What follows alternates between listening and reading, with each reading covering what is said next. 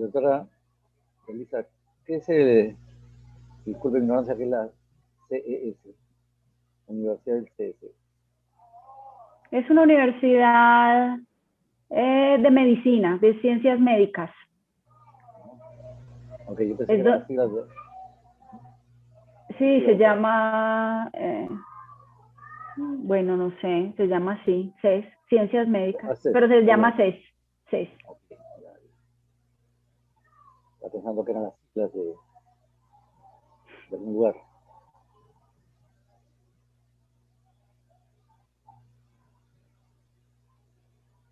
Hola, Ernesto. Buenas noches, ¿cómo estás? ¿Qué tal? Buenas noches, doctor. ¿Cómo están? Buenas noches. Acá ya listos para comenzar. Muy bien. Cierro. ¿Ya han perdido de Locoto otra vez? Con la doctora Restrepo justo ya para comenzar. Listo, Ernesto, yo creo que cuando tú gustes. Ya. Muy bien, perfectamente. Sacamos los platillos de aquí, ¿no? Perfecto, entonces ahí vamos. Muy buenas noches con todos. Tenemos esta noche una interesante presentación a cargo de la doctora Felisa Restrepo. La doctora Felisa Restrepo de Colombia es médico cirujano, egresado de la Universidad Pontificia Bolivariana. Ha hecho posgrado en radiología en la Universidad del CES, posgrado en neuroradiología en la Universidad de Antioquia, fellowship en neurología pediátrica en Miami Children's Hospital. Es médica neuroradióloga pediatra en el Hospital Pablo Tobón Uribe y Sura, de imágenes diagnósticas, y docente de posgrado en radiología de la Universidad CES de Medellín, Colombia. Entonces, esta noche la doctora nos va a hablar de este tema que domina ampliamente. Nos va a presentar los aspectos correspondientes a las neuroimágenes en pacientes tanto con alteraciones neurofarmacológicas y neurológicas. Pero debo aclararles antes de que empiece lo que siempre es importante, ¿no? La indicación de una neuroimagen debe ir siempre en relación a una sospecha diagnóstica, para así facilitar al radiólogo la búsqueda y la descripción de la patología. Entonces, dejo con ustedes a la doctora Felisa. Adelante, por favor. Muy buenas noches, doctor Vargas. Muchísimas gracias por la introducción. Vamos a comenzar entonces con la presentación. En los próximos minutos vamos a hablar acerca de la patología de la vía visual y de la vía nerviosa motora ocular. Es un tema un poco extenso, trataré de ser ágil y bueno, vamos a comenzar. Voy a buscar mi puntero. ¿Me están viendo ahí, cierto? Sí, perfecto. Perfecto. Muy bien. Entonces, para comenzar, quiero decir que no tengo ningún conflicto de interés. Y los objetivos de esta charla serán evaluar la anatomía de la vía óptica, especialmente la anatomía radiológica, las lesiones más comunes de la vía óptica, y nos vamos a centrar básicamente en las lesiones vasculares, inflamatorias y desmielinizantes y los tumores de la vía óptica. Y finalmente hablaremos sobre la anatomía de la vía nerviosa motora ocular y las lesiones más comunes de esta vía. Entonces comenzaremos diciendo que la vía visual es una serie de estructuras compleja cuya función es llevar la información visual desde la retina hasta la corteza calcarina. Estas son unas imágenes axiales de resonancia, donde vemos entonces cómo es el esquema de la vía visual que vamos a revisar enseguida. Y en las imágenes sagitales, que es la primera imagen que estamos viendo, entonces es básicamente la distribución y la línea rosada de la vía visual que se extiende desde el globo ocular hasta la corteza calcarina localizada en el lóbulo occipital. Entonces recordemos que la primera parte de la vía óptica está dada por la porción intraocular del nervio óptico. La porción intraocular del nervio es una porción muy pequeña de aproximadamente 1 a 2 milímetros. Usualmente no se debe ver. Este segmento no lo vemos aún haciendo imágenes finas de órbita. Solamente lo vemos en algunas ocasiones, como en este caso que les estoy mostrando acá, donde las imágenes, especialmente abajo, las axiales contrastadas, vemos esta pequeña imagen redondeada en la pared posterior del globo ocular. Esa es la cabeza del nervio óptico, entonces, que solo se ve en muy pocas ocasiones, como en este caso, en esta paciente joven con obesidad que tenía un síndrome de hipertensión intracraneana idiopática, donde es prácticamente en una de las pocas oportunidades donde podemos ver la porción intraocular del nervio óptico.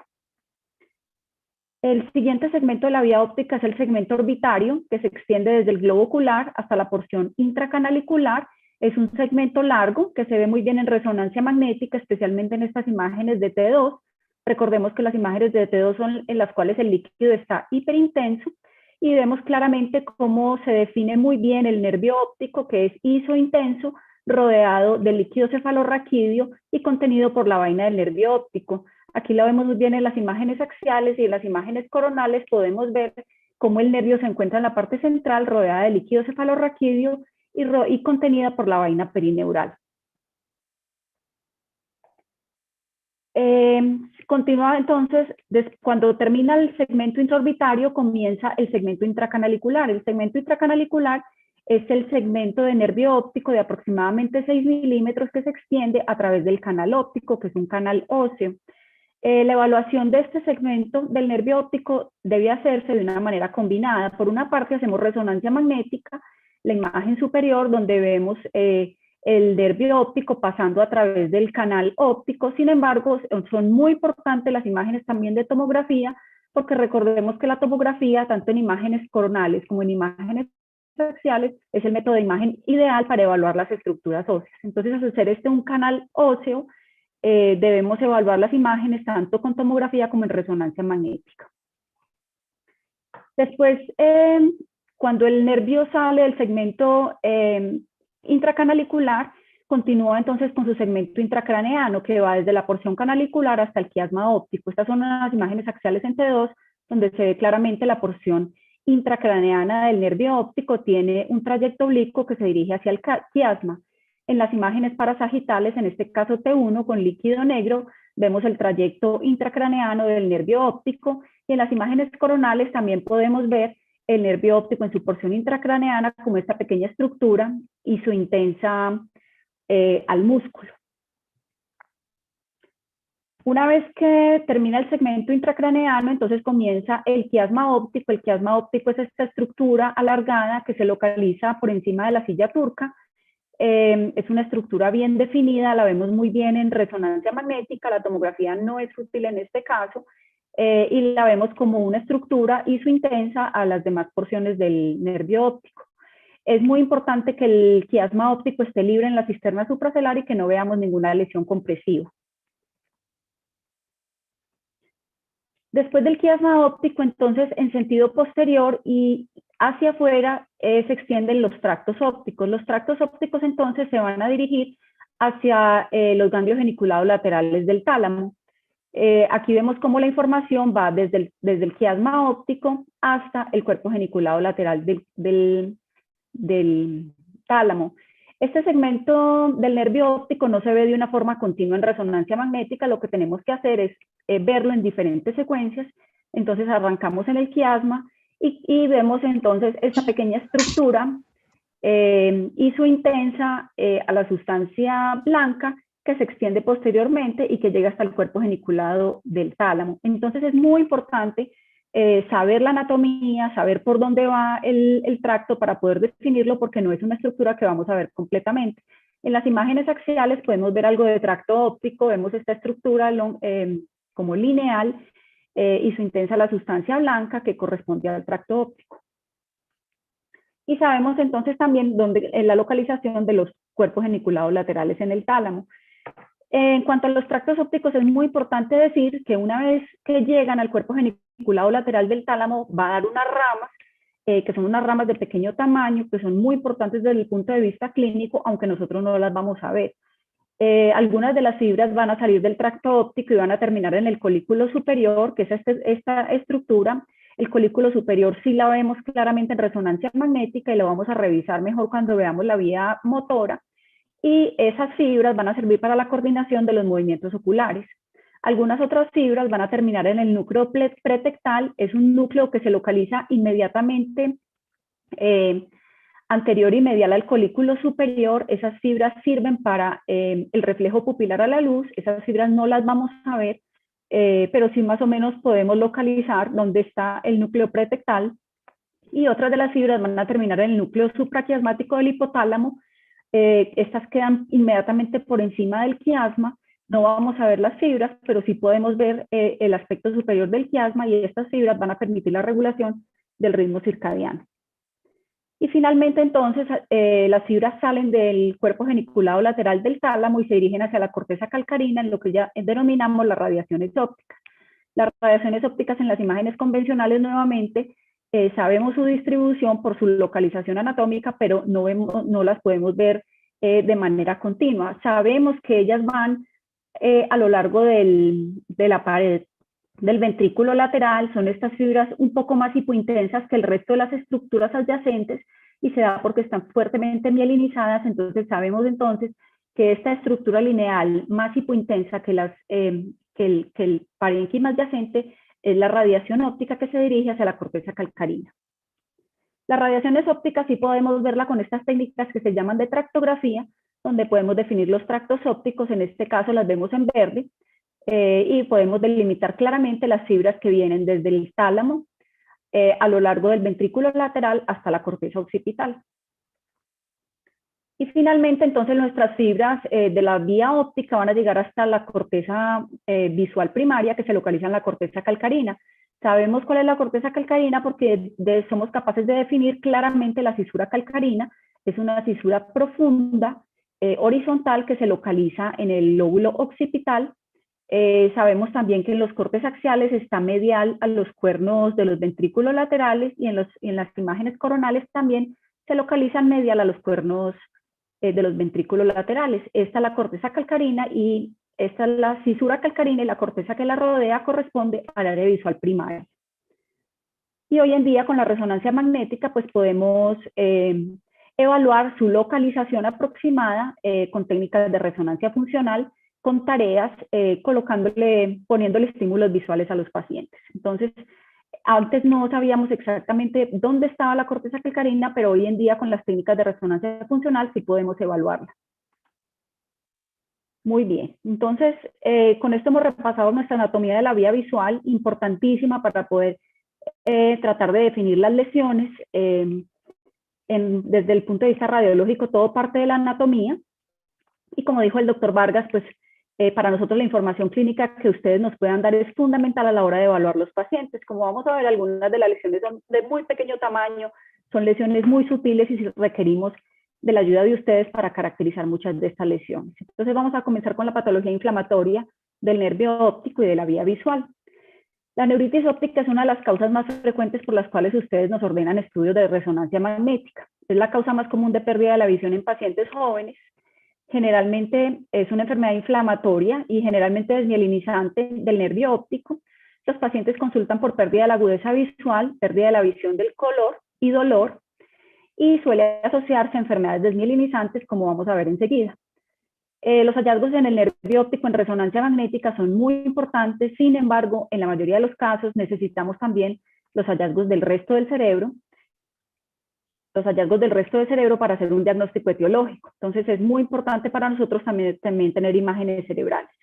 Las enfermedades más comunes que nos van a dar neuritis óptica van a ser la esclerosis múltiple, la neuromielitis óptica, antes denominada enfermedad de Devic, y últimamente esta nueva entidad, la anti-MOG, de la cual hablaremos enseguida. La esclerosis múltiple, entonces, es una enfermedad autoinmune crónica que afecta el sistema nervioso central, ocasiona inflamación, desmielinización y pérdida axonal. Es una enfermedad muy común, especialmente en los países nórdicos. Sin embargo, nosotros también la tenemos. En nuestra región suele afectar a pacientes jóvenes de 20 a 40 años, predomina en mujeres, y la prevalencia, como habíamos dicho, es mayor en países europeos nórdicos, en Norteamérica, y con una prevalencia mundial de 33 por 100.000. No se sabe exactamente cuál es la etiología de la esclerosis múltiple. Existen varias teorías, entre ellos infección por el virus del Epstein-Barr, exposición baja a rayos UV, bajos niveles de vitamina D y tabaquismo. Los hallazgos en el nervio óptico de la esclerosis múltiple son importantes y estas son algunas de las claves que me gustaría que quedaran después de esta charla, porque en términos generales nosotros podemos diferenciar por lo menos una neuritis óptica de una neuromielitis desde el punto de vista de imagen.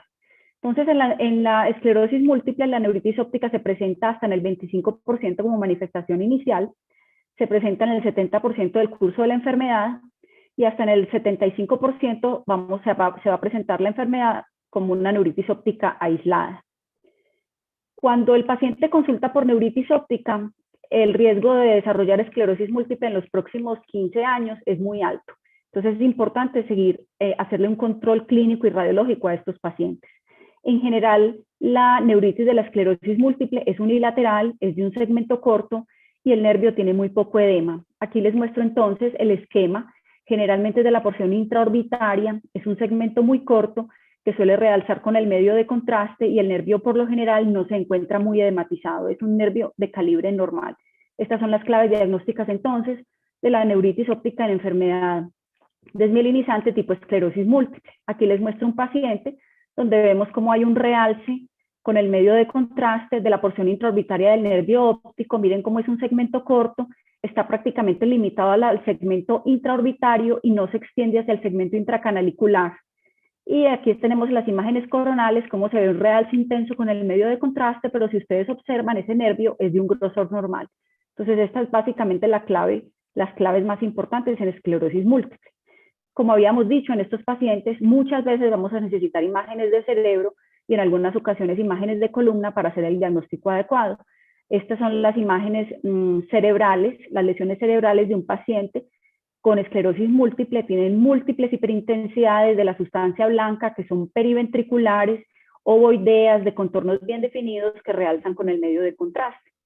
Y en el caso de la columna, las lesiones desmielinizantes del cordón también son muy características, suelen ser unas lesiones muy cortas que miden menos de 2 cuerpos vertebrales, a eso se le llama longitudinalmente cortas, y que si yo miro la imagen axial del cordón medular, las lesiones suelen ser del 50% del área transversa del cordón o menores. Entonces estas son las características típicas de la esclerosis múltiple, es una neuritis óptica corta, que realza con el medio de contraste, que es de la porción intraorbitaria, con un nervio que no está muy edematizado, y unos hallazgos en cerebro y unos hallazgos en columna que son bastante característicos. La segunda de las enfermedades desmielinizantes que pueden comprometer el nervio óptico es la neuromielitis óptica. Antes se le llamaba enfermedad de Debye, que está descrita desde el 2007. Hoy estamos hablando de neuromielitis óptica espectro de la neuromielitis óptica. Recordemos entonces que es una enfermedad autoinmune en la cual se producen unos anticuerpos contra los canales de acuaporina 4, que son unos canales de agua que se encuentran en el sistema nervioso central. La característica clínica de estos pacientes es que debutan con neuritis óptica y con una mielitis longitudinalmente extensa. Hasta hace varios años se consideraba que era una variante de la esclerosis múltiple, pero desde que se descubrieron los canales de antiacuaporina P4, los anticuerpos contra la proteína acuaporina P4 ya se sabe que es una entidad completamente distinta a la esclerosis múltiple. Se caracteriza por un ataque clínico inicial o limitado con alto riesgo de futuros ataques.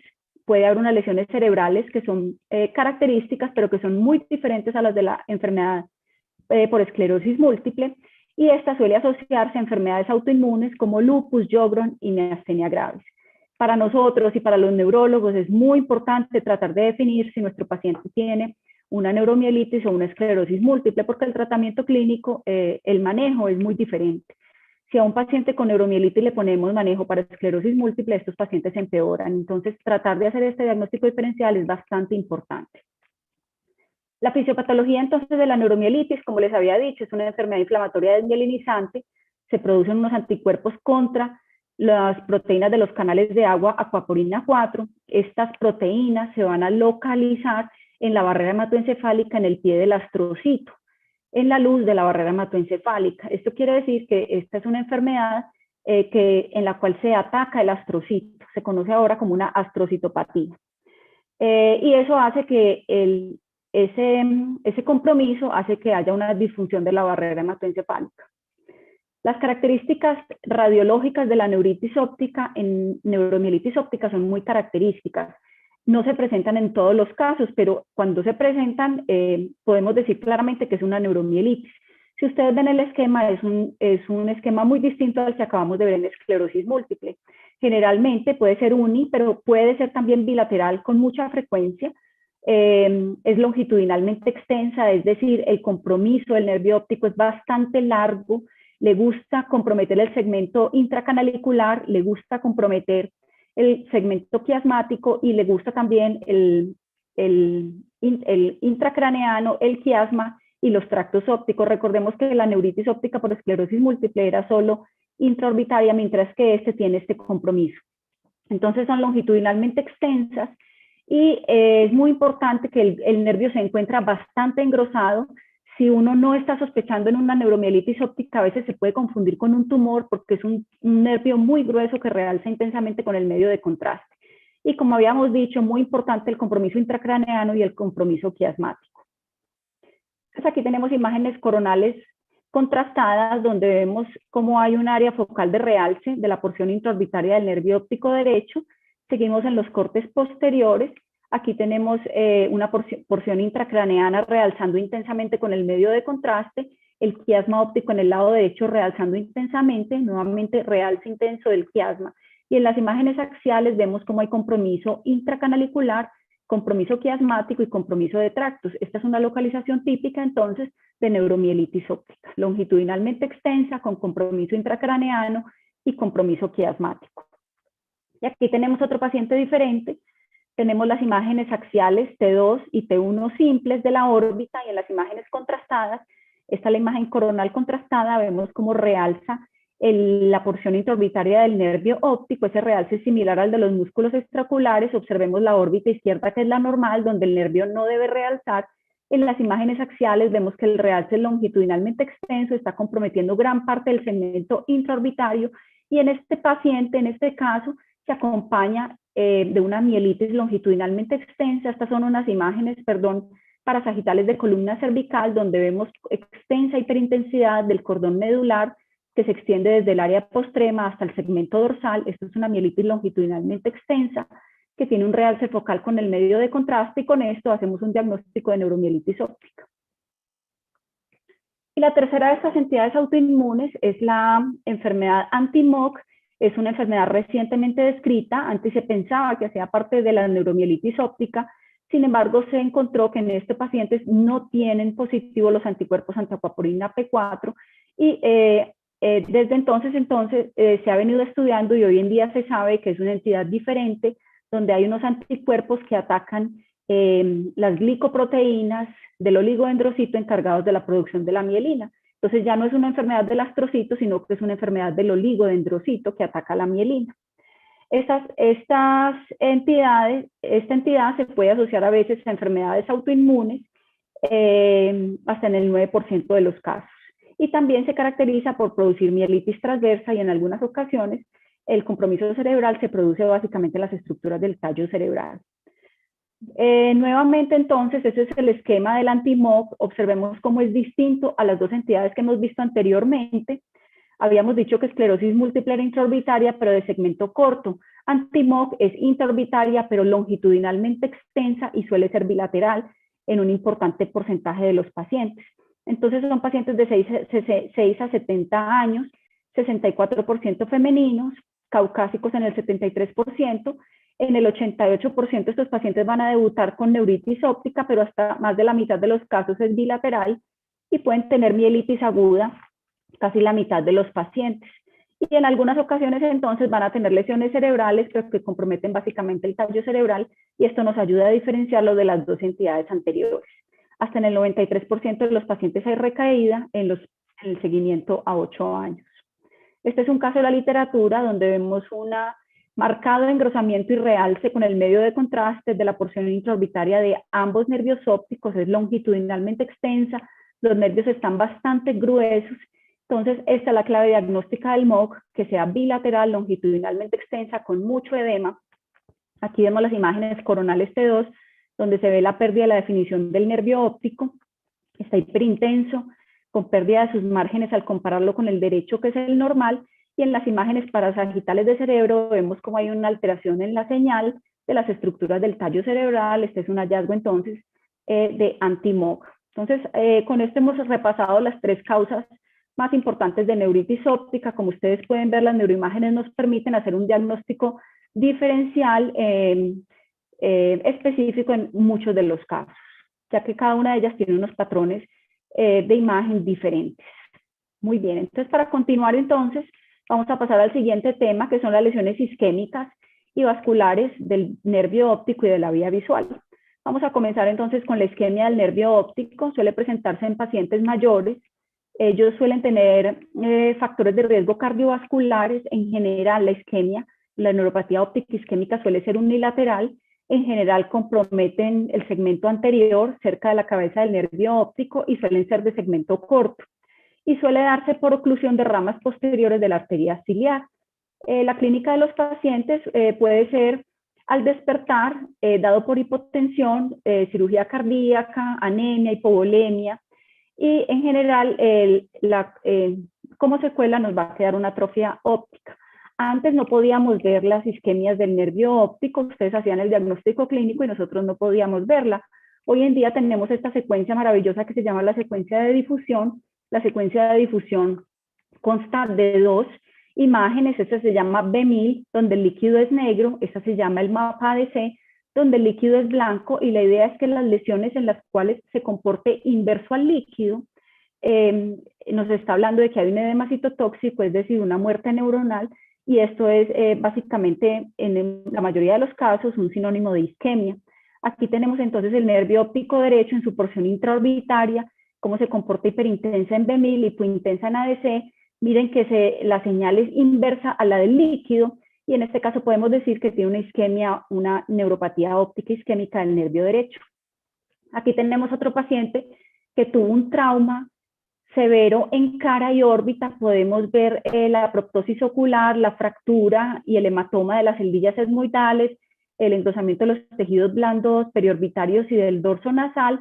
Este paciente perdió la visión, vemos cómo el globo ocular está conservado, pero vemos cómo el nervio en la porción intraorbitaria tiene restricción a la difusión, es hiperintenso en B1000, en este caso no tengo el ADC para mostrarles, pero era una neuropatía óptico-isquémica traumática. Entonces, desde que tenemos esta secuencia, que es más o menos desde hace 10 años, ya sí podemos hablar, no en el 100% de los casos, pero en muchos de los casos podemos mostrarles a ustedes la isquemia del nervio óptico. Y cuando le hacemos control posterior a estos pacientes, pues vemos la atrofia marcada que se produce en el nervio. Otras de las lesiones isquémicas, ya no del nervio óptico, sino en términos generales de la vía visual, están dadas pues por el stroke. Sabemos que la enfermedad cerebrovascular puede ser hemorrágica o puede ser isquémica, es el desorden más común del sistema nervioso central, y dependiendo del origen del vaso que tenga el problema isquémico, pues vamos a tener una clínica diferente. Los eventos pueden ser de circulación anterior, es decir, a partir de las carótidas internas, cerebrales medias y anteriores, o puede ser de circulación posterior, como son los infartos de las arterias cerebrales posteriores, o pueden ser infartos también de las coroideas anteriores, que son raros, pero que son importantes, y debemos tenerlos en cuenta porque la coroidea anterior irriga los cuerpos geniculados laterales. Entonces aquí les muestro un ejemplo nuevamente, imágenes de difusión. En el B1000 estamos viendo hiperintensidad de la sustancia blanca y gris del lóbulo occipital izquierdo y del aspecto posterior del tálamo, incluyendo el ganglio geniculado lateral. Se comporta hipointensa en ADC. Esta combinación de estas imágenes quiere decir que esto es un edema citotóxico, una pérdida neuronal. Podemos decir en este caso que se trata de un infarto agudo en territorio de la arteria cerebral posterior, y es la causa del defecto visual de nuestro paciente. En muchas ocasiones, este es el angioresonancia, en imágenes axiales, en muchas ocasiones no vemos la oclusión del vaso, en otras ocasiones sí, pero el conocimiento de la anatomía del territorio vascular nos hace un diagnóstico específico, en este caso de un infarto de la arteria cerebral posterior. Y esta es una paciente muy interesante con un síndrome antifosfolípido que consulta por una ceguera bilateral. En las imágenes de difusión vemos cómo hay restricción a la difusión, o sea, eventos isquémicos agudos, en este caso lacunares, porque son menores de 15 milímetros de los cuerpos geniculados laterales de ambos tálamos. En las imágenes axiales FLAIR-T2 observamos el edema de los núcleos, y en las imágenes coronales observamos el edema también de los cuerpos geniculados laterales de ambos tálamos. En este caso, por una enfermedad autoinmune, síndrome antifosfolípico. Este es un caso supremamente raro, pero recordemos entonces que esta localización, los cuerpos geniculados laterales son irrigados por una pequeña rama que se llama la coroidea anterior. En algunas ocasiones el evento vascular no es por una oclusión, no es por una isquemia, como en este caso. Esto es un síndrome que se llama PRES o se llama síndrome de vasoconstricción posterior reversible. Suele presentarse en pacientes hipertensas, embarazadas, posparto. Ellos tienen un desorden de la autorregulación cerebral donde se producen unas áreas de edema vasogénico que no corresponden a verdaderos infartos y la localización suele ser generalmente parieto occipital bilateral. Ellos van a consultar de manera súbita por episodio convulsivo y pérdida de la agudeza visual. Las imágenes de difusión confirman que no es un infarto y evidentemente cuando a estos pacientes les hacemos un control posterior, estas imágenes desaparecen, así como desaparecen sus síntomas visuales. Entonces es otra de las causas vasculares, en este caso no isquémicas, que debemos tener en cuenta cuando el paciente consulta por una ceguera bilateral súbita.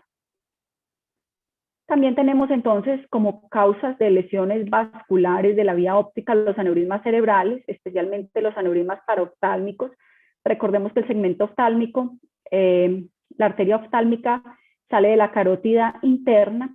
Estos aneurismas suelen presentarse generalmente en mujeres entre 50 y 70 años, hasta en un 25% tienen síntomas visuales. La mayoría de estos aneurismas paroftálmicos los encontramos cuando no están rotos, sino que se manifiestan por compromiso compresivo, suelen ser bastante grandes, en la mayoría de los casos suelen ser gigantes, es decir, mayores de 25 milímetros, y hasta en el 50% son bilaterales, y pueden ocasionar defectos del campo visual, y esto es variable. Aquí tenemos, por ejemplo, un angioresonancia cerebral, donde vemos una gran dilatación sacular del segmento oftálmico de la carótida interna. En las imágenes axiales vemos esta dilatación sacular, de la carótida paraoftálmica por un aneurisma, que en este caso no está roto, pero estos aneurismas sí suelen tener, pueden tener compromiso óptico por la vecindad con el nervio.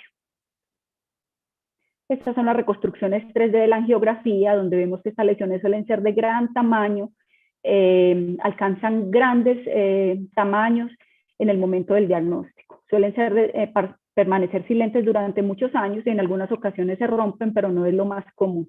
De todas maneras necesitan manejo quirúrgico o intervencionista. Y en muy raras ocasiones las malformaciones arteriovenosas pueden comprometer la corteza calcarina. En este caso recordemos que la corteza calcarina es esta corteza que se encuentra medial a los cuernos temporales de los ventrículos laterales. Observemos como en esta imagen T2 vemos unas estructuras serpiginosas marcadamente hipointensas que realzan con el medio de contraste. Esta paciente tenía una pequeña malformación arteriovenosa de la corteza calcarina derecha que se manifestó como un defecto del campo visual.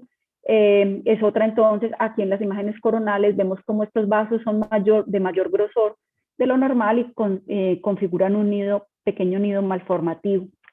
Es otra de las causas de lesiones vasculares de la vía visual, aunque son realmente raras. Esta es la angiografía de la misma paciente, donde vemos el pequeño nido malformativo a expensas de la arteria cerebral posterior. Esta paciente se llevó a intervencionismo, se embolizó. Este es el material de embolización con una exclusión completa. Estas imágenes inferiores son el control angiográfico, donde se ve la sombra del material de embolización y ya la exclusión completa de la malformación arteriovenosa.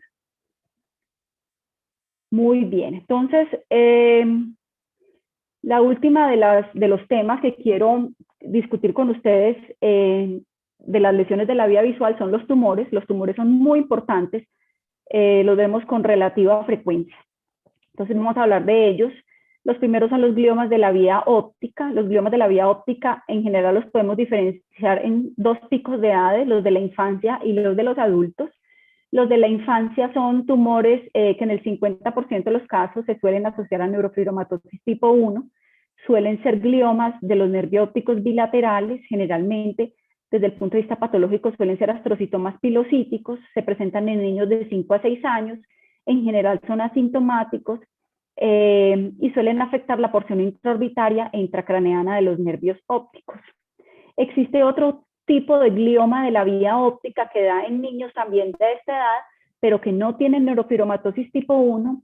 Son gliomas esporádicos de la infancia que generalmente su localización es hipotálamo quiasmática y suelen consultar por hipertensión endocraneana y la patología suele ser astrocitomas pilomyxoides. Vamos a ver un par de ejemplos.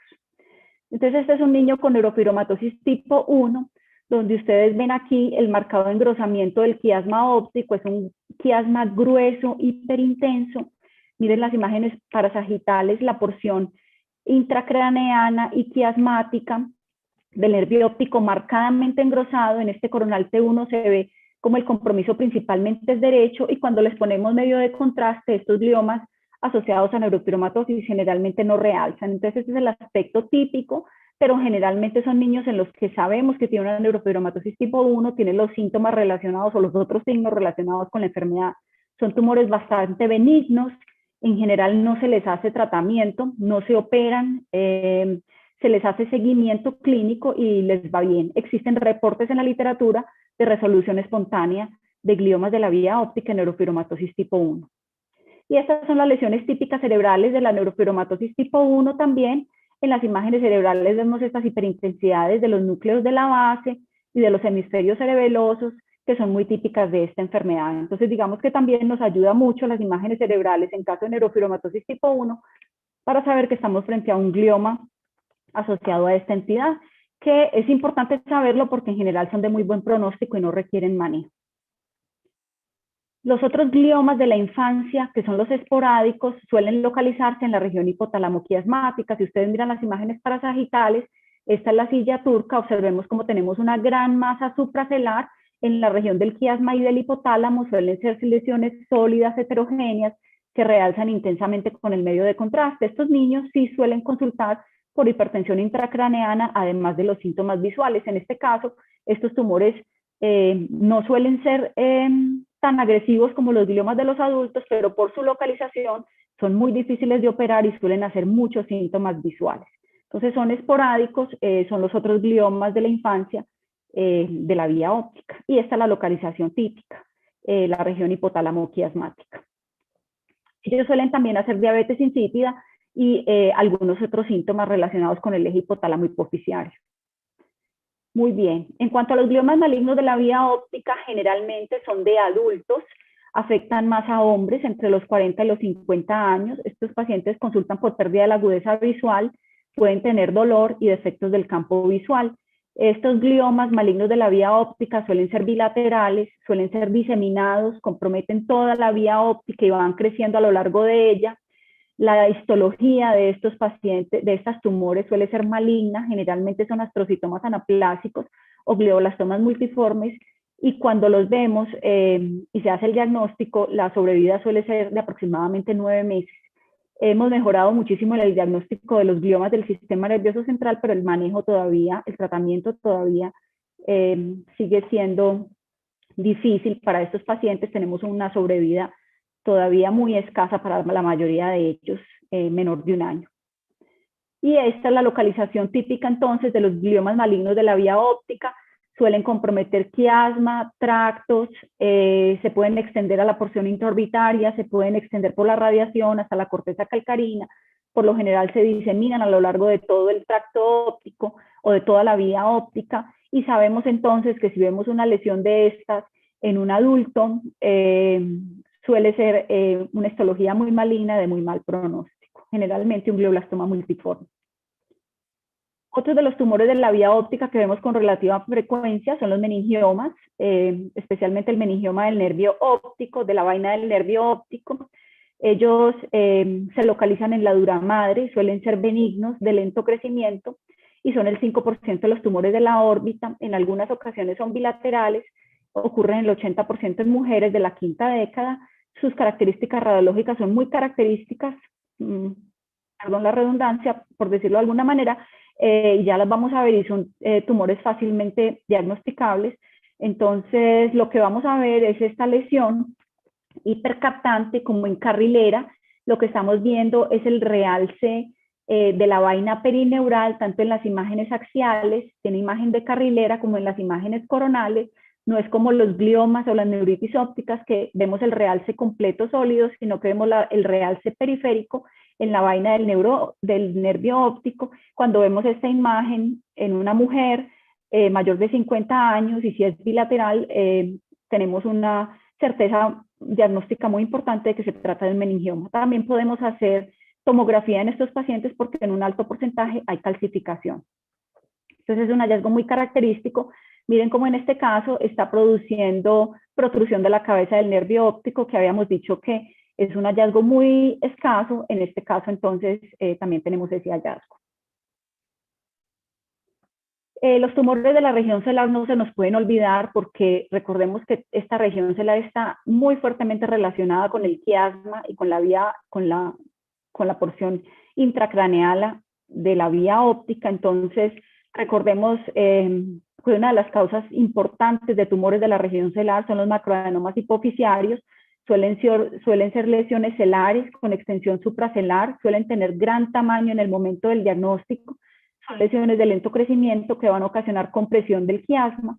La clínica de ellos o el signo para ustedes va a ser la hemianopsia bitemporal y usualmente no consultan de forma aguda por pérdida de la agudeza visual, a no ser que tengan un episodio de apoplejía pituitaria. Para recordar, la apoplejía pituitaria es el sangrado agudo de un adenoma hipoficiario. Estos pacientes consultan por una cefalea muy severa y pérdida súbita de la agudeza visual. El diagnóstico es relativamente fácil de hacer. Aquí tenemos una imagen para sagital T1, donde vemos un ensanchamiento de la silla turca ósea. Esa silla turca está ocupada por una lesión sólida y su intensa en T1 y su intensa en T2 tiene un componente quístico y vemos cómo no se define adecuadamente el quiasma óptico, hay una compresión y desplazamiento superior del quiasma.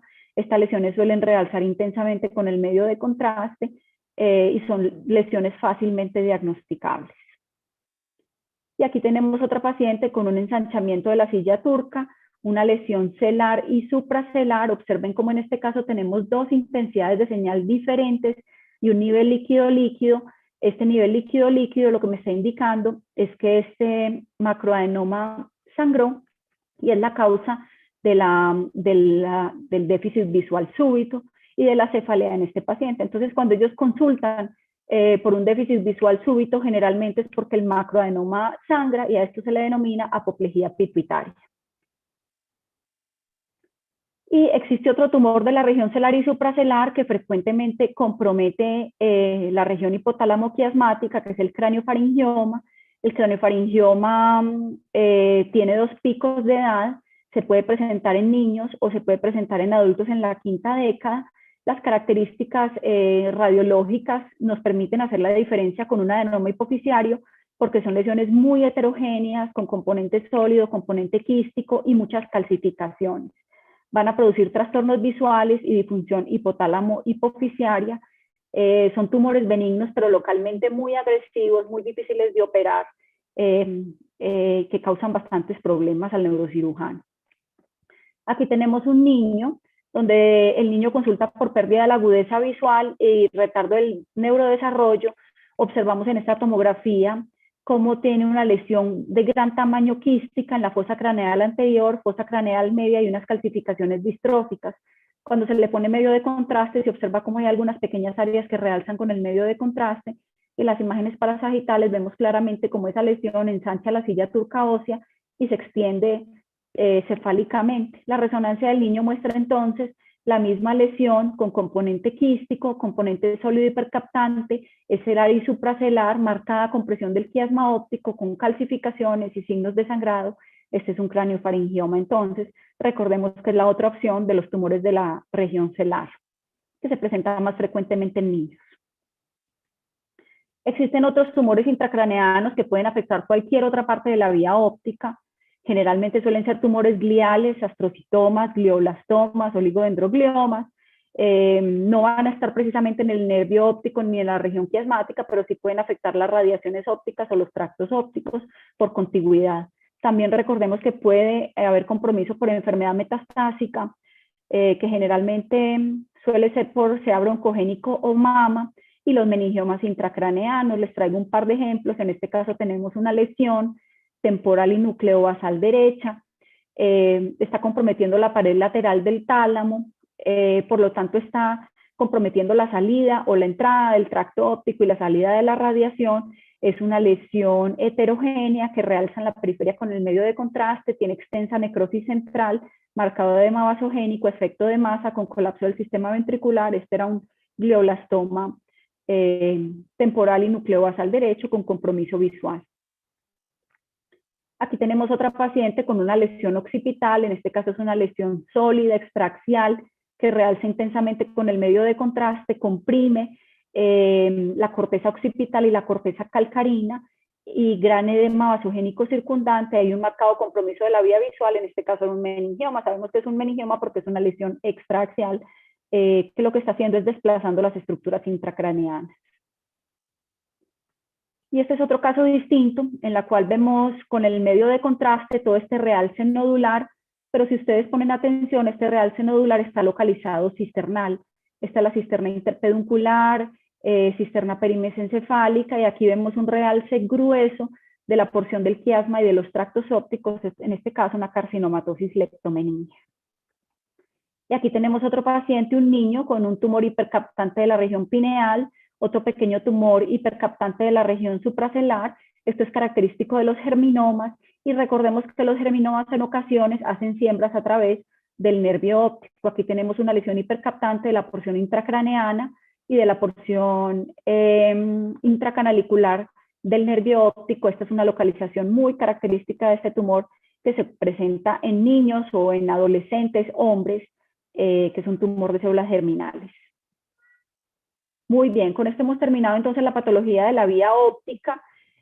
Vamos a hablar entonces ahora en los próximos minutos de la vía nerviosa motora. Básicamente el tercer, cuarto y sexto par craneales. Entonces vamos a comenzar con el tercer nervio craneal, que es el motor ocular común. Esta es una imagen parasagital del tallo cerebral. El tercer nervio craneal, su núcleo se localiza a la altura del colículo superior. Aquí queda el núcleo del tercer par. En las imágenes axiales, el núcleo del tercer par se encuentra por delante de la sustancia gris y por del que rodea el acueducto de Silvio. Recordemos entonces que este nervio craneal va a tener un trayecto anterior que atraviesa el núcleo rojo, atraviesa la sustancia negra y sale a través de la cisterna interpeduncular. Aquí estamos a la altura del mesencéfalo. En este esquema vemos nuevamente entonces cómo sale la porción cisternal a través de la cisterna interpeduncular. Este es el tercer nervio. Inmediatamente sale por la porción cisternal, se va a dirigir entre dos arterias, la arteria cerebral posterior y la cerebelosa superior. Y esto hace que esta localización haga muy susceptible al tercer nervio craneal a la compresión por aneurismas, tanto de la arteria basilar como de la cerebral posterior o de la cerebelosa superior. Una vez sale, después de atravesar las dos arterias, sigue por su porción cisternal y se va con el trayecto, siguiendo el trayecto de la arteria comunicante posterior, que es esta. Antes de entrar al seno cavernoso, esta arteria, este nervio va a estar en íntimo contacto con el origen de la comunicante posterior. Entonces, siempre que tengamos un compromiso de tercer par, siempre estamos obligados a hacer angioresonancia cerebral para buscar aneurismas de basilar, cerebral posterior, cerebelosa superior y comunicante posterior. Una vez entra al seno cavernoso, recordemos que el tercer nervio craneal ingresa al seno cavernoso por la parte más superior y más externa del seno cavernoso, y luego se va a dirigir hacia la fisura orbitaria superior y va a ingresar por dentro del anillo de Zinc. Una vez que entra a la órbita a través de la fisura orbitaria superior, va a dar sus ramas. La división superior para el elevador del párpado, para el recto superior, va a dar una división inferior para el recto medial, recto inferior, oblicuo inferior, y va a dar las ramas para el ganglio ciliar, que es el que nos va a hacer la constricción de la pupila. Entonces, en resonancia magnética, nosotros no vemos el tercer par completamente en un solo corte, pero sí lo podemos seguir paso a paso. Aquí tenemos el esquema entonces, el mesencéfalo, como se los estoy mostrando aquí en esta primera imagen. Aquí está la cisterna interpeduncular y ese es el sitio donde vamos a empezar a localizar el tercer nervio craneal. Son estas imágenes, estas pequeñas imágenes nodulares, y las podemos seguir. Si ustedes ven al lado y lado, el nervio craneal, aquí lo vemos más longitudinal, y es de esta manera como podemos seguir el trayecto de todo el nervio en su porción cisternal. La porción del núcleo del tercer nervio, miren que no logramos definir claramente el núcleo, pero sí podemos definir dónde está el acueducto de Silvio. Inmediatamente por delante del acueducto de Silvio sabemos que se va a localizar el núcleo del nervio. Entonces, sabemos las referencias anatómicas para definir la parte del núcleo, la parte en el interior del mesencéfalo, y ya sí podemos seguirlo cuando va en su porción cisternal. Estas son imágenes potenciadas en T2, son muy pesadas en T2, se llaman imágenes FIS o imágenes fiesta, son las que siempre utilizamos para la evaluación de los pares craneales, porque en las demás secuencias no es fácil visualizarlos. Dentro de las lesiones del tercer nervio craneal tenemos los infartos del mesencéfalo, los vemos con relativa frecuencia. También entonces los aneurismas, como habíamos dicho, siempre hay que evaluar la comunicante posterior, el tope de la basilar, la cerebelosa superior. Las meningitis basales también pueden afectar el tercer par. Y las lesiones del seno cavernoso, pues me afectan todos ellos. También las lesiones intraorbitarias y en algunas ocasiones pacientes que tienen grandes lesiones temporales, que hacen herniaciones uncales, pueden cursar con compromiso del tercer par. Aquí tenemos entonces un paciente, nuevamente estamos a la altura del mesencéfalo, donde vemos esta lesión hiperintensa en B1000, hipointensa en ADC, hiperintensa en T2, es un infarto agudo del mesencéfalo en topografía del núcleo del tercer par, que compromete probablemente también el núcleo rojo. Entonces, sabemos las referencias anatómicas, en este caso tenemos un infarto agudo en topografía del núcleo del tercer par.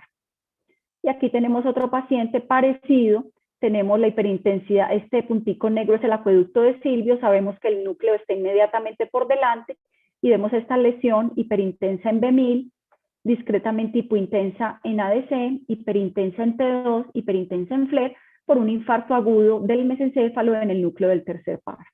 Los vemos con relativa frecuencia, esto ocurre en pacientes con factores de riesgo cardiovasculares, especialmente los diabéticos. Aquí tenemos otro paciente que tiene una lesión nuevamente mesencefálica en topografía del núcleo del tercer par, realza con el medio de contraste y vemos en este caso cómo está realzando con el medio de contraste la porción cisternal de ambos nervios craneales. Este es un paciente que tenía una enfermedad linfoproliferativa. Entonces nuevamente vemos la porción cisternal y la localización del par. Este es un paciente que llegó con un tercer par incompleto. Vemos esta lesión del seno cavernoso izquierdo que tiene la misma señal que los vasos en T2, realza intensamente con el medio de contraste y en las imágenes vasculares vemos cómo se trata de una dilatación sacular. Este era un aneurisma muy grande, la comunicante posterior, que era el que nos estaba explicando el compromiso del tercer par. Entonces, otra de las causas de parálisis del tercer par. Bueno, vamos a continuar entonces con el cuarto nervio craneal, es el troclear. Este se va a localizar también a la altura del mesencéfalo, pero su núcleo se localiza a la altura del colículo inferior. Recordemos que el tercero era a la altura del colículo superior, el cuarto es a la altura del colículo inferior. Nuevamente entonces en el esquema axial, el núcleo del cuarto también se va a localizar inmediatamente por delante del acueducto.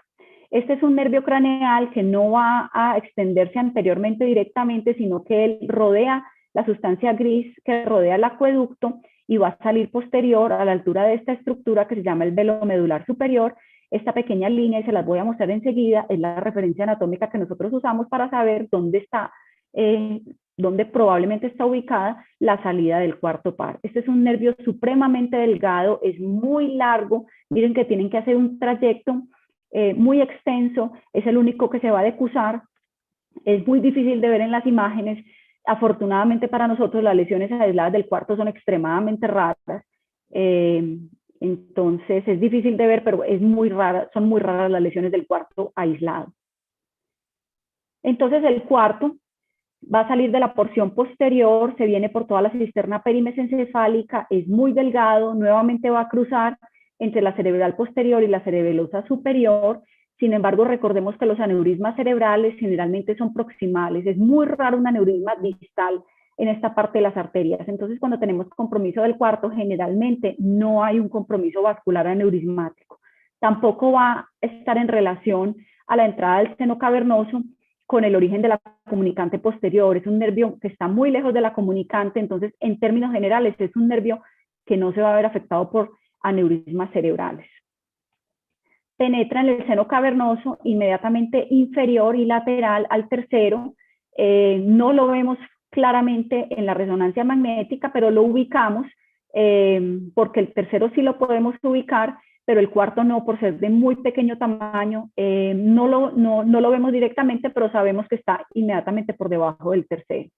Y esa es la manera como nos ubicamos.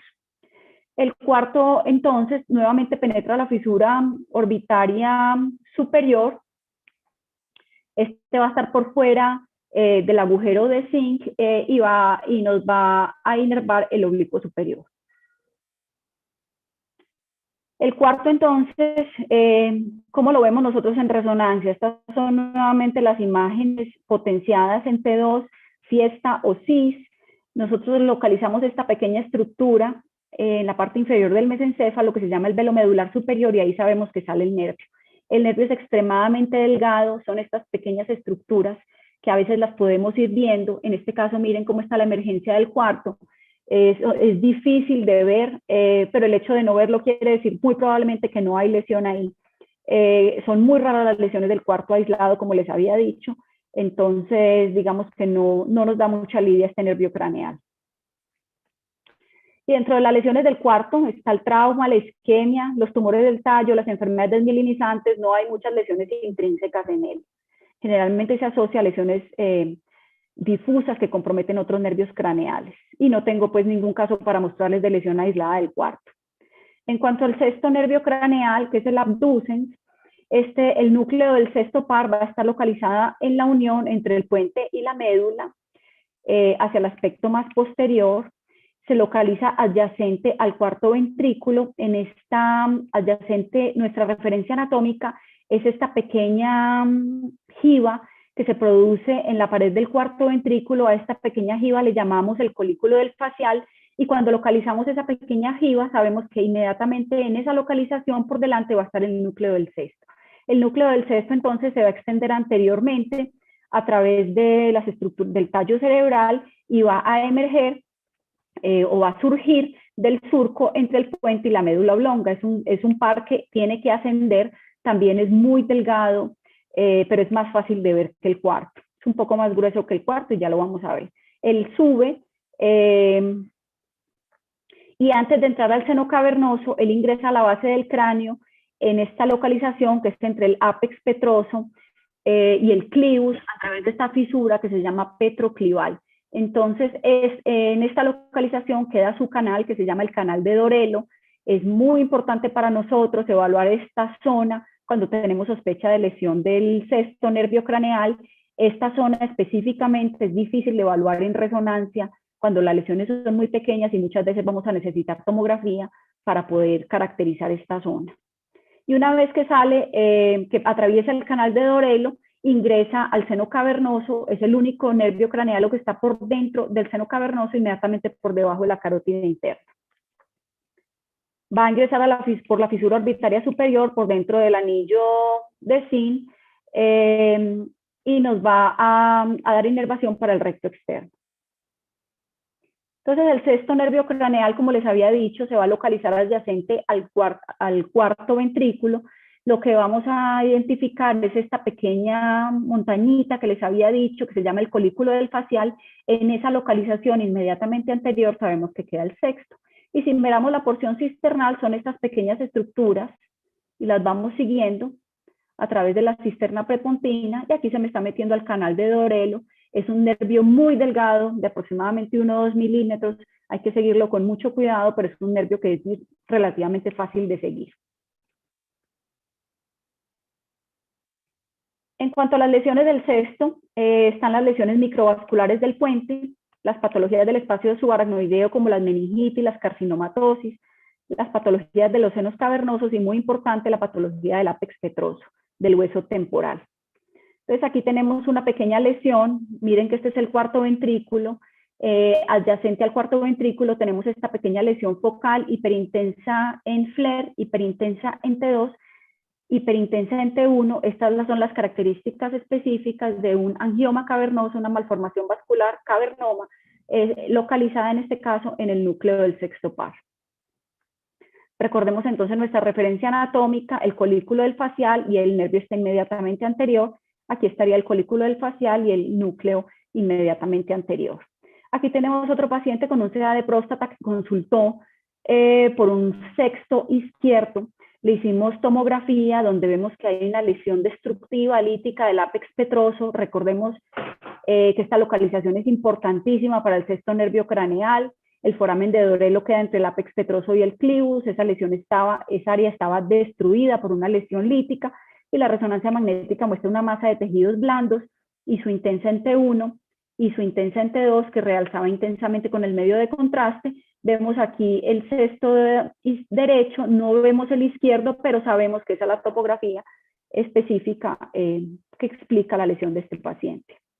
Y aquí tenemos otro paciente con un sexto par derecho, vemos una gran lesión del seno cavernoso derecho que se extiende hacia la cisterna prepontina y esa lesión es lítica, está destruyendo el ápex petroso, me falta todo este pedazo de hueso y está destruido el foramen de Dorelo.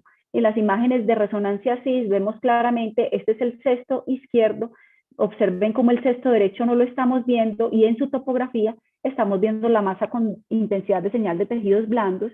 En este caso este paciente tenía un condrosarcoma de la base del cráneo.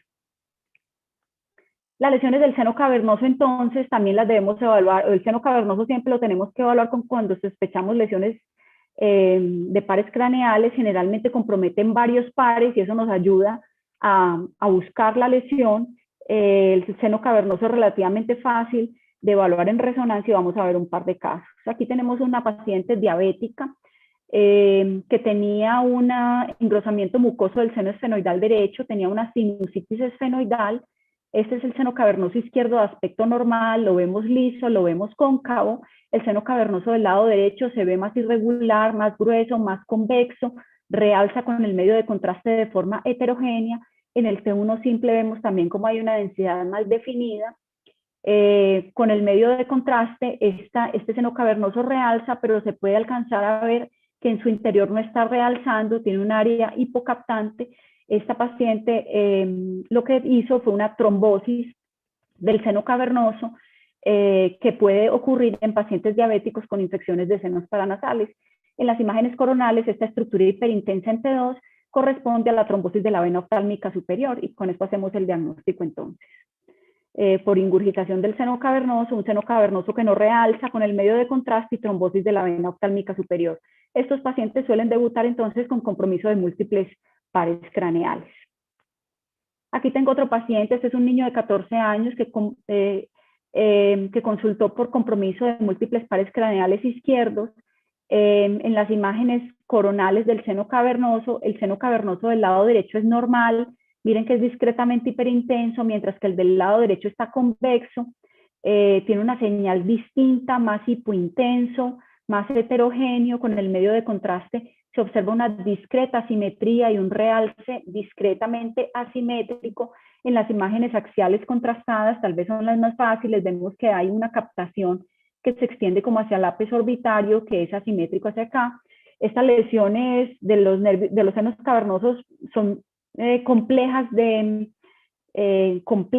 biopsiar. A este paciente se le hizo una prueba terapéutica con esteroides y mejoró, la lesión resolvió y se consideró que era probablemente un pseudotumor orbitario.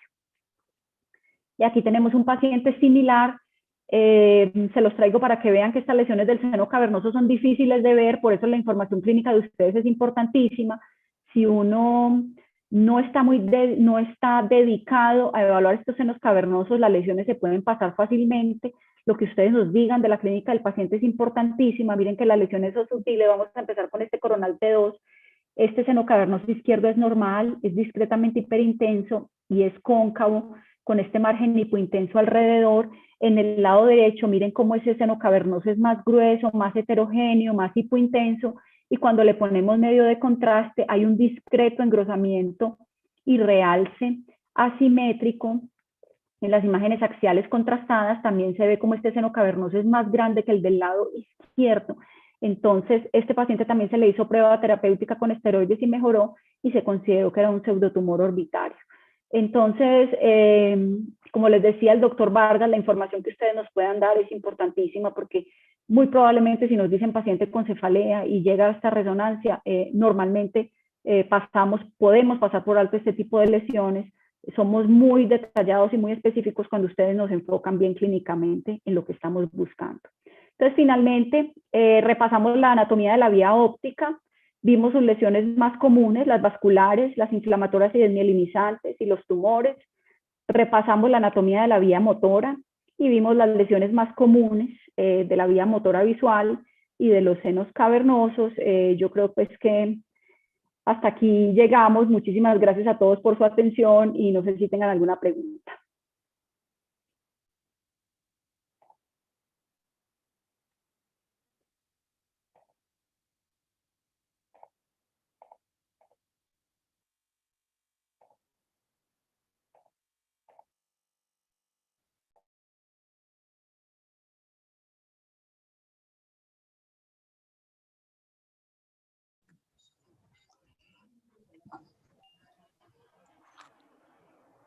Muchas gracias, ¿Perdón? doctora. ¿Me escuchan, Pedrito? Sí, nomás. Se lo escucha.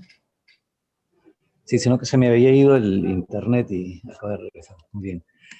Pero felizmente pude volver a tiempo. Adelante, Ernesto, puedes reactivar tu cámara también, si gustas. Ok, sí, gracias. Ahora sí, permíteme ponerla. Muchas gracias, doctora. Excelente correlación anatómica y de imágenes muy didácticas, muy bien seleccionadas. Y muchas gracias por haberse dado el tiempo de hacer la revisión de la parte de la vía motora. Interesante toda su revisión de todas estas patologías tan frecuentes en neurooftalmología. Mire, voy a dejar de paso ahorita a la audiencia, pero quería preguntarle una cosa. En los problemas meningios, infiltraciones meningias, etcétera, que también vemos nosotros a veces asociados a patología de la vía visual o también de la vía motora. ¿Qué es lo que destaca en las imágenes? Es una de las preguntas que le quería consultar. ¿Y qué tanto ven ustedes los meningiomas en placa, ahora que mencionó los aspectos de seno cavernoso que son de difícil diagnóstico? Sí, bueno, en cuanto a las compromiso meningio, tenemos una gran cantidad de entidades que pueden dar compromiso meningio. Están las infecciosas, las meningitis basales, especialmente la tuberculosis, muy frecuente entre nosotros, entre ustedes también, y que en algunas ocasiones da compromiso isquémico porque todas ese exudado de las cisternas basales me puede comprometer tanto los pares como el nervio óptico. Entonces, digamos que sí, ahí están las infecciones, dentro de las cuales las meningitis basales son muy importantes, y las carcinomatosis meningias también las vemos en algunas ocasiones, y también todo ese compromiso nos produce tanto pares craneales, que generalmente son múltiples y bilaterales, y compromiso del nervio óptico. Hacemos un protocolo para meningitis como una fosa posterior, como si estuviéramos evaluando pares craneales, y aplicamos contraste en todos estos casos.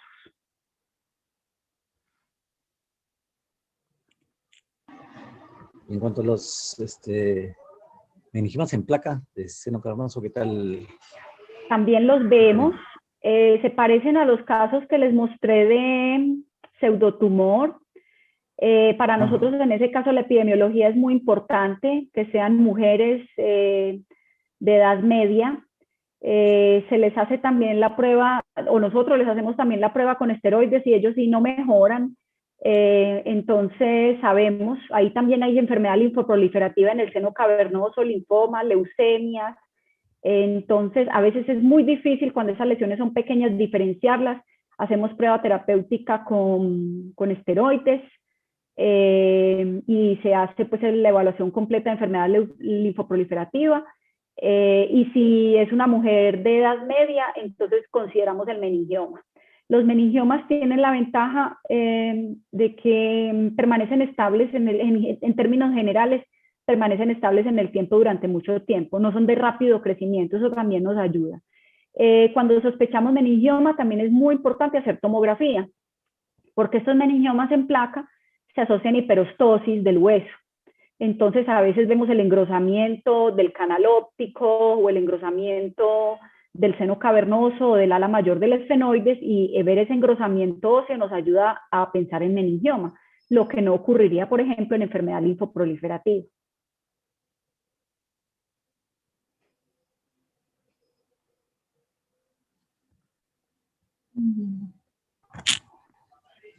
Muchas gracias, doctora. Acá vamos a hacer a la doctora Beatriz para que la audiencia pueda... El doctor Guido sus tiene una preguntas. intervención. Doctora, adelante, por favor. Doctora, para felicitarla por su Si me escucha, completa exposición. Por favor, ¿se me escucha? Sí, doctor, se le escucha. Ya está sí escuchándome, doctora Felisa. Ya. Para felicitarla por su completa exposición y, como dijo Ernesto, por su excelente correlato clínico radiológico. No sé si me escucha, doctora. Aparte de académica. Porque he estado con problemas del... Doctor Torres, doctor, sí se le escucha, sino que como su señal está un poco diferida, pero ahorita va a participar el doctor Albán con un comentario. Doctor Albán, continúe. Ya, ok. Quería hacerle una pregunta que no tiene que ver nada con la exposición porque realmente está muy buena. Me gustaría saber qué resonador tiene, de cuántos Teslas. Se lo digo porque en nuestra institución tenemos un resonador de 3 Teslas y que funciona muy bien la difusión con los desórdenes cerebrovasculares isquémicos, pero sin embargo no se hace difusión para nervio óptico en los casos de neuropatía óptica isquémica. ¿De qué depende la difusión en los nervios ópticos? ¿Depende del resonador? ¿Depende de algún software especial? ¿De qué depende? Gracias. Muchas gracias, doctor Albán. Esa pregunta es muy importante. Nosotros tenemos resonador de 1.5 y de 3 Tesla. En realidad no tenemos, no existe en el mercado una difusión específica para nervios ópticos. La secuencia que utilizamos es la de cráneo. O sea, nosotros cuando hacemos una órbita incluimos siempre una difusión de cráneo. Con alguna frecuencia, como usted lo manifiesta, no vemos la isquemia en la difusión. Entonces, lo que le decimos a nuestros oftalmólogos y a nuestros neurólogos es que no verla, no la descarta. La clínica es lo más importante. Si ustedes sospechan clínicamente la neuropatía óptica, ustedes son los que tienen la razón, así yo no la esté viendo. Cuando la veo, obviamente apoya el diagnóstico, pero no verla no quiere decir nada. Y como le digo, es la difusión del cráneo. No tenemos y no creo que exista en el mercado una difusión específica de órbita. Muchas gracias, doctora. Muy bien, doctora. Hay algunas preguntas en el chat. Entre ellas tenemos a la siguiente. Dice, en la parálisis supranuclear progresiva, como hallazgo en la resonancia, menciona el nervio craneal por isquemia por COVID. ¿Puede comentar? Tienen 2 consultas, ¿no? ¿Qué podemos encontrar en la parálisis supranuclear progresiva como hallazgo en la resonancia? Y en el caso del COVID, ¿qué alteración por isquemia podemos encontrar en el tercer par craneal? Bueno, en cuanto a la parálisis supranuclear progresiva, hacemos un protocolo de cráneo con un protocolo de fosa posterior. La lesión, lo que se ve en esa entidad es una atrofia severa del mesencéfalo. En las imágenes parasagitales, el mesencéfalo se vuelve como puntudo. El signo descrito ha sido de la cabeza del colibrí. Si buscan el signo en internet lo van a ver, es fácil de diagnosticar, y también hace prominencia del colículo, de los colículos cuadrigeminales. Y en las imágenes axiales se ve mucha atrofia del mesencéfalo con un gran ensanchamiento de la distancia interpeduncular. Entonces, en realidad, Radiológicamente lo que estamos viendo es una lesión mesencefálica, no tanto de pares craneales. Tiene unos hallazgos pues característicos, sobre todo lo que les digo, el signo de la cabeza del colibrí. Bueno, y en cuanto a COVID y compromiso de tercer par o isquemia de tercer par, no la he visto. Personalmente nunca he visto una restricción de un tercer par. Pienso que es un nervio demasiado pequeño para que se vea en esa secuencia. La secuencia de difusión es una secuencia que, si ustedes se dieron cuenta en las imágenes, no tiene mucho detalle anatómico. Es una secuencia que está mostrando unos cambios moleculares, pero anatómicamente no es muy detallada. Entonces, no creo, y no lo he visto, y no creo que sea posible ver restricción a la difusión del tercer nervio. Como le decía al doctor Albán, ver la restricción del segundo par, que es un nervio bastante grande y grueso, a veces es difícil. La restricción del tercero, que es un nervio milimétrico, no creo que sea posible. Por lo menos con la tecnología actual. Muy bien, gracias, doctora. Otra consulta que nos hacen es la regresión de los gliomas del nervio óptico, o bueno, parece un comentario, mencionan la regresión de los gliomas del nervio óptico, una de las causas de tumores de San Pellegrino. Luego nos hacen otra consulta. Cuando nos llegan a la consulta pacientes con algunas parálisis de músculos extraoculares, ¿en qué debemos pedir TAC o cómo decidir a qué pacientes pedirle o a quién no? ¿Y cuándo solicitar una resonancia magnética? Yo pienso que cuando tenemos compromiso de nervios craneales, siempre la resonancia es el método de elección. La tomografía no nos da el suficiente detalle anatómico. En términos generales, sí, todas las lesiones de nervios craneales o de fosa posterior van con resonancia. Mi recomendación es hacerla contrastada, porque de una vez vamos a caracterizar si es inflamatorio o si es infeccioso o si estamos frente a un pseudotumor. Es muy importante que ustedes nos hagan saber en la nota clínica o en la indicación que quieren ver nervios craneales, porque el protocolo de nervios craneales es distinto al de un cráneo normal y es distinto al de una órbita. Nosotros cuando hacemos un protocolo de nervios craneales hacemos cortes finos, milimétricos en mesencéfalo, en puente, y nos bajamos hasta la médula oblonga y hacemos imágenes de T1, T2, hacemos esas imágenes muy pesadas en T2 que les mostré, que se llaman fiesta o CIS. Entonces, digamos que es un protocolo que no es rutinario. Para nosotros es muy importante que ustedes nos digan que quieren hacer énfasis en pares craneales para que nosotros podamos hacer un ejercicio radiológico adecuado. Muchas gracias, doctora, bastante claro. También nos consultan sobre las causas más frecuentes de compromiso de múltiples pares craneales. Estamos viendo, bueno, tenemos enfermedades linfoproliferativas con compromiso de seno cavernoso, es una causa frecuente. Las leucemias en niños producen compromiso de múltiples pares craneales y los vemos realzar. Estamos viendo también compromiso inflamatorio, que a veces no logramos definir qué es, o infeccioso, meningitis, todo lo que sea inflamatorio, infeccioso y todo lo que sea tumoral, carcinomatosis, todo lo que afecta a las cisternas basales en términos generales. Enfermedad linfoproliferativa, como acaba de decir, produce compromiso de pares craneales múltiples, las lesiones de los senos cavernosos también, pero generalmente son unilaterales, entonces eso nos ayuda a pensar que es ese seno cavernoso, porque si ya tienes pares a los dos lados, ya no vamos a pensar en seno cavernoso, sino algo cisternal. Pero toda esa información clínica nos ayuda a nosotros a tratar de definir el diagnóstico. Muy bien, doctora. El doctor Luis Chirinos nos consulta sobre alguna imagen que muestre el compromiso de la vaina y grasa orbitaria en el síndrome anti-MOG. Sí, la resonancia de órbita contrastada, o sea, específicamente la resonancia de órbita, puede mostrar el realce de la vaina perineural.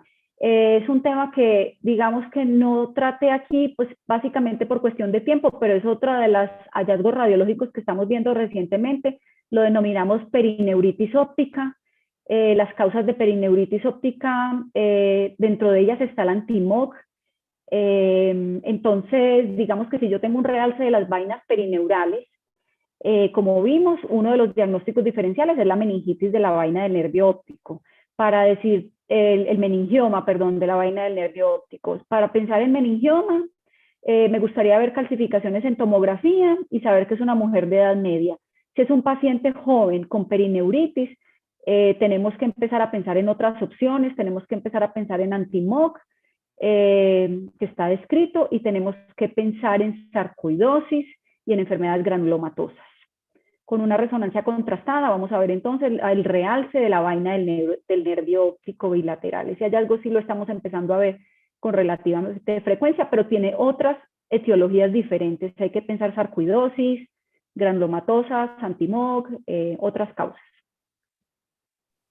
Muchas gracias, doctora. También sobre el síndrome de autoinmune de anti-MOG, consultan cómo se explica que solo en el 50% se afecta a ambos nervios ópticos a la vez y no en mayor porcentaje si teóricamente están compuestos por lo mismo. No tenemos respuesta para esa pregunta. Es igual que en la neuromielitis óptica. ¿Por qué si la aquaporina tiene una distribución tan diseminada en el sistema nervioso central, solo tiene preferencia por? En el caso de la neuromielitis óptica, lo que se ha dicho es que los nervios ópticos y el cordón medular tienen más concentración de aquaporinas. En el caso del MOG, esa respuesta todavía no la tenemos, pero probablemente esté relacionada con que haya alguna causa por la cual haya sitios donde haya más aglomeración de la glicoproteína y que se afecten más esas zonas, pero todavía no sabemos. Es una entidad muy nueva. Yo les cuento lo de la neuritis bilateral porque cuando la vemos bilateral hay que pensar en MOG, ¿cierto? Es raro una neuritis bilateral en otras entidades, pero la razón por la cual esto se presenta no sabemos todavía.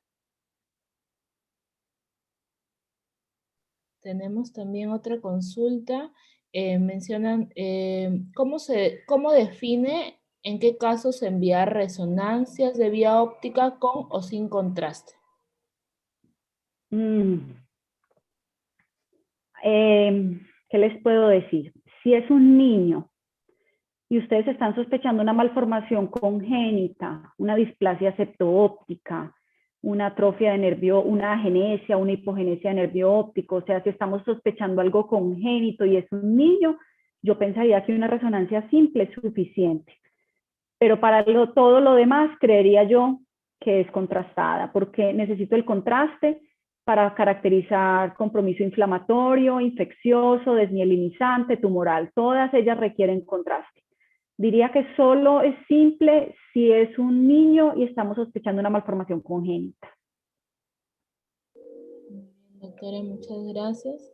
También consultan el doctor Héctor Escobar, ¿cómo se define radiológicamente un síndrome de Tolosa-Hunt? Radiológicamente, bueno, entonces en el seno cavernoso vemos un engrosamiento asimétrico de ese seno cavernoso. En las imágenes T2 suele ser más hipointenso que el seno contralateral. Este hallazgo es un poco difícil de ver, pero gracias a Dios tenemos dos lados del seno cavernoso. Para nosotros la comparación es importantísima, siempre buscamos asimetrías en tamaño, en forma, en realce, en intensidad de señal con el lado normal. También bueno, y muy importante, le hacemos control, entonces lo que habíamos dicho después de manejo con esteroides. También el Tolosa tiene la característica de que a veces nos hace esas lesiones intraorbitarias multicompartimentales que producen lesión del compromiso intraestraconal, músculos extraoculares, ápex orbitario, y en algunas ocasiones, y nos ayuda mucho, tiene compromiso también, engrosamiento y realce con el medio de contraste de ramas del quinto par. Entonces, compromiso de seno cavernoso, compromiso de otros nervios craneales, especialmente el quinto, y masas orbitarias heterogéneas, más la clínica que ustedes nos digan, si es dolorosa, si es no dolorosa, todo eso nos ayuda para hacer un diagnóstico de Tolosa-Hunt. Muy bien, doctora, muchas gracias. El doctor Guido tiene una participación. A ver, le voy a abrir. Eso. Sí, Claudita. El doctor Pedro Muro ha hecho un comentario que realmente creo que es pertinente considerarlo. Cuando hablamos de pseudotumor orbitario, y me permita, discúlpeme doctora, permítame hacer el comentario también, cuando hablamos del pseudotumor orbitario estamos hablando de una variante clínica de la inflamación orbitaria idiopática, que se le conoce como pseudotumor orbitario o como miositis orbitaria, ¿no? Y cuando hablamos de una granulomatosis específica en el seno cavernoso, estamos hablando del síndrome de Tolosa-Hunt. Cuando la doctora hizo su exposición y estaba hablando específicamente del seno cavernoso, probablemente quiso decir Tolosa-Hunt, pero sin embargo a veces es difícil delimitar topográficamente cuando comienza un problema. ¿Por qué digo esto? Porque puede haber un pseudotumor orbitario que se propaga al seno cavernoso. Y puede suceder al revés, puede haber un síndrome de Tolosa-Hunt que se propaga para la órbita. A veces es difícil delimitar bien el foco de inicio del proceso granulomatoso, ¿no? Entonces hay que recordar, algunos tratan de emparentar al pseudotumor orbitario con el síndrome de Tolosa-Hunt. Eso no ha sido demostrado, pero ocurre la granulomatosis tanto en la órbita como ocurre en el seno cavernoso.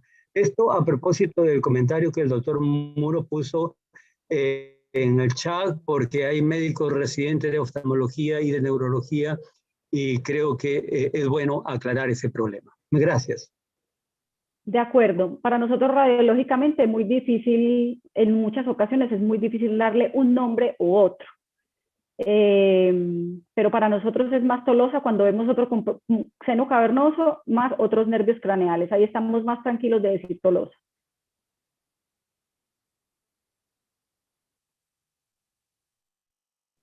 Bien, doctora. Vamos a, ya. Tenemos otra pregunta. Nos consultan, ¿cuál es la utilidad de la secuencia STIR considerando que esta es una técnica de supresión grasa?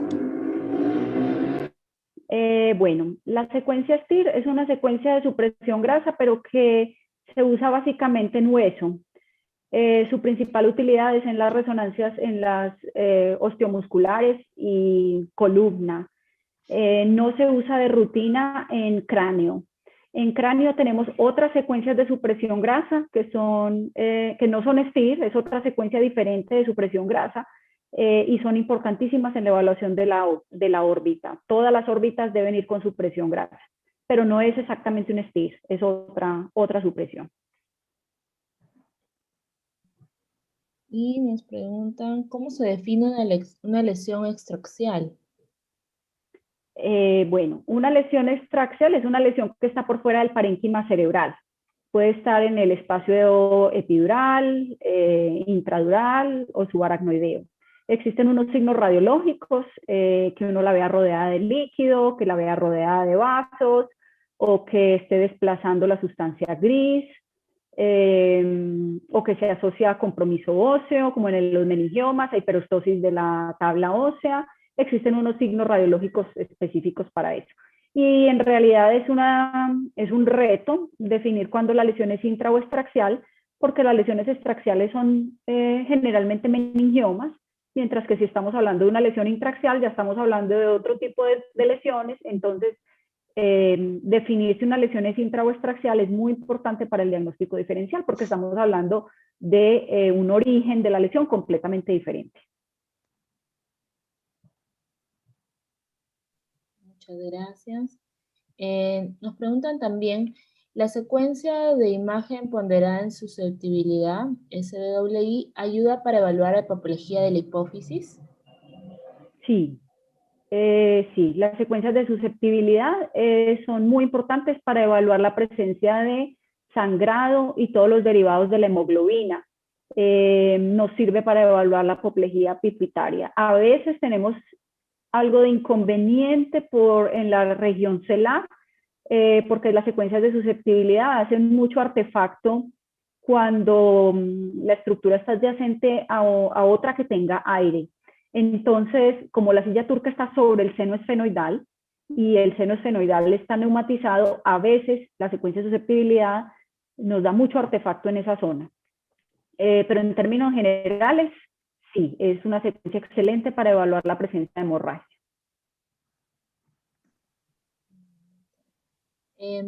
Y nos preguntan también, ¿cuál es el intervalo de tiempo en que la resonancia magnética de restricción de difusión puede detectar el compromiso en neuropatía óptica isquémica? Esa pregunta es muy importante. Las secuencias de difusión en los estudios de laboratorio, hechos en laboratorios, han demostrado que la isquemia aparece a los pocos minutos de instaurada. Cuando tenemos pacientes, por ejemplo, con stroke, con infarto cerebral, la secuencia de difusión muestra el infarto desde los primeros 20 minutos. También es importante decir que esos hallazgos se normalizan a la semana. Entonces, una isquemia aguda se puede ver en difusión entre 20 o 30 minutos y una semana. Entonces, no me está hablando del tiempo de evolución. Yo con una difusión no puedo decir cuánto tiempo lleva de isquemia esa lesión, ¿cierto? No, tengo un rango de una semana. En el nervio óptico eso no está bien establecido, pero digamos que teóricamente debe ser igual, desde los primeros 20 minutos o media hora. Muchas gracias, doctora. Y además tenemos otra pregunta en la que nos mencionan cuál es la imagen de la resonancia magnética que aporta el diagnóstico de neuropatía óptica por sarcoidosis. La sarcoidosis lo podemos ver alteración en la intensidad de la señal del nervio. A veces hay un realce, a veces hacen perineuritis, hace un realce de la vaina del nervio óptico, que es gruesa, puede ser bilateral, a veces ese realce puede ser nodular, pero el problema de la sarcoidosis es que es una gran simuladora, puede dar cualquier cosa. Entonces también puede o puede no dar compromiso de la glándula lacrimal, del infundíbulo hipoficiario, lesiones extraxiales hipercaptantes. Entonces no es tan fácil hacer un diagnóstico de sarcoidosis. Digamos que la sospechamos en compromiso de glándula lacrimal y en perineuritis.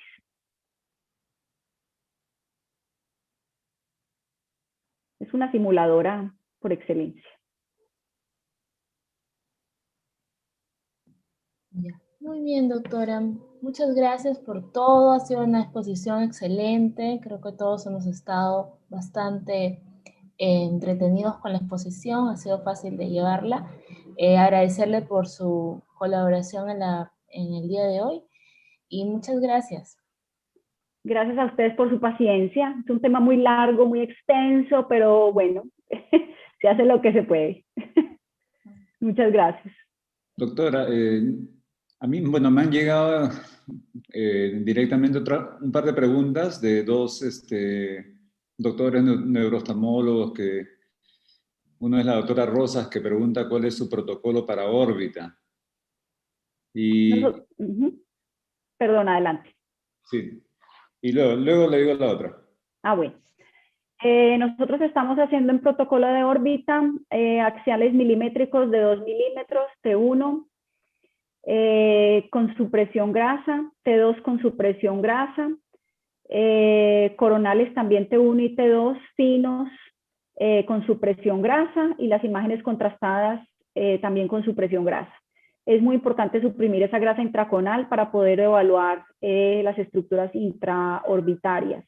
En algunas ocasiones especiales hacemos sagitales, pero de rutina no las estamos haciendo. Entonces, básicamente estamos haciendo coronales axiales y coronales finos con supresión grasa antes y después del medio de contraste. Como les había dicho, nosotros siempre incluimos unas secuencias de cráneo siempre hacemos difusión para poder evaluar si hay restricción, siempre hacemos susceptibilidad para ver si hay áreas de sangrado.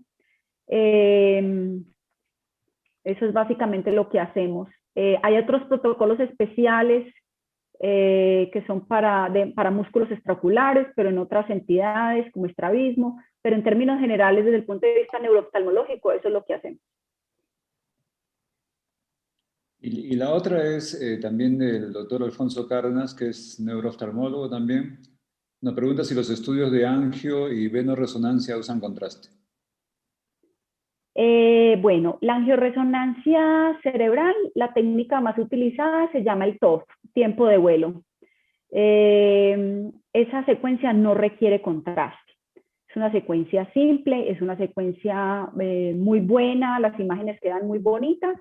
Esa es la que nosotros utilizamos de rutina para la evaluación de las estructuras vasculares intracraneanas del polígono de Willis. Si queremos evaluar, en algunas oportunidades nos piden que la circulación sea desde las carótidas, o sea, incluir vasos del cuello. Especialmente si el paciente tiene un cuadro como de amaurosis fugaz y estamos sospechando una placa arteriosclerótica carotidia o con ulceración y nos piden vasos del cuello, en ese caso sí debe ser contrastada, porque los vasos del cuello no se pueden hacer simples. Inyectamos el medio de contraste y adquirimos desde el arco aórtico hasta la convexidad y hacemos toda la angio completa, cuello más cerebro. El estudio de venorresonancia se puede hacer también simple, también hay una secuencia con la que se puede hacer simple, pero no queda tan bonita, no tiene tanta resolución. Entonces, en términos generales, la venorresonancia se recomienda siempre hacerla contrastada. Si usted quiere hacer entonces una angioresonancia cerebral sola, la puede hacer simple. Si la quiere desde los vasos del cuello, le recomiendo contraste. Y si quiere hacer una venorresonancia, contrastada siempre es lo ideal. Perfecto, doctora, muchas gracias. El doctor Ernesto Vargas se disculpa porque tiene problemas ahorita en su conexión de internet y parece que no va a poder volver a entrar. No sé si tenemos algo más, Claudia, Diana. Sí, doctor, vamos a presentar el flyer del día martes. El lunes no tenemos una ponencia programada, pero para el día martes sí. Vamos a presentar. También para hacerles recordar a todos los participantes que las clases son grabadas y transmitidas en vivo en el canal de la institución, ¿no? Y ahí he colocado el link para que los que deseen ver las clases posteriormente. Y bueno, agradecerle también a la doctora Felisa por su excelente ponencia, doctora.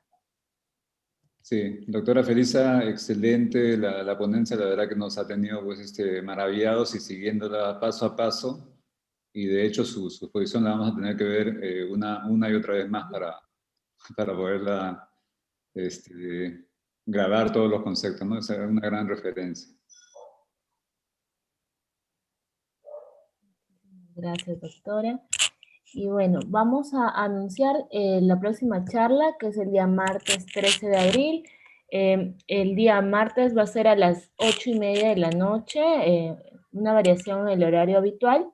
Y vamos a tener el tema enfoque y evaluación del paciente con pérdida visual aguda o progresiva, a cargo del doctor Alfonso Cárdenas, y como la moderación de la doctora Patricia Rosas. Entonces los esperamos el día martes. Muchas gracias con todos. Gracias, doctora. Gracias a todos. Doctora Felisa.